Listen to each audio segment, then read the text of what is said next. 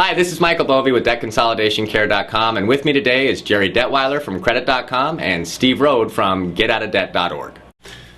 We're talking about foreclosure and what options might be available to you to actually keep your home if it makes sense.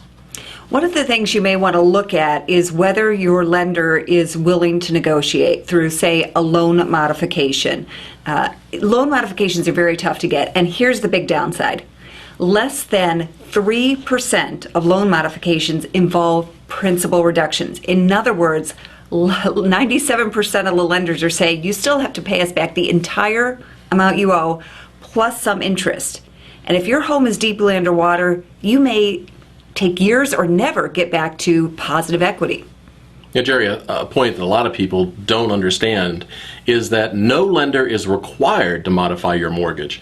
So working with your lender, calling your lender directly, will let you know about what programs may be available. You can also talk to a HUD housing counselor, and they can inform you. Just beware of a lot of these messages you see where people ask you to pay thousands of dollars up front for mortgage modification help. One of the other options you may have is to speak with an attorney who actually is experienced with foreclosure prevention.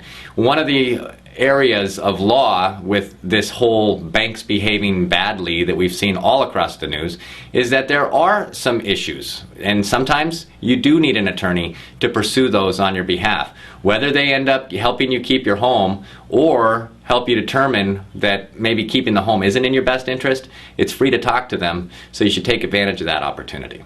Another question I get all the time is whether you can settle or negotiate a mortgage if you want to stay in your house. In other words, can you pay them less than what you owe? Michael, what have you seen? What happens with those is on the seconds, yes, there are instances depending on how hard the area that you live in, that your home is in, has been hit.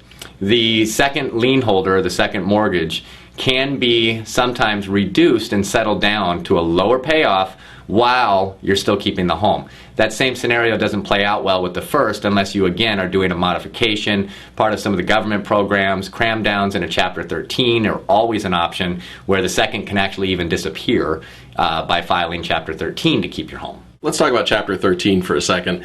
A Chapter 13 bankruptcy can allow you to stay in your home and stop a foreclosure. But it's important to remember that you have to be able to pay at least your regular mortgage payment. And if you're behind on your mortgage, you have to pay at least your regular mortgage payment plus some to get caught up. Otherwise, you can still lose your home.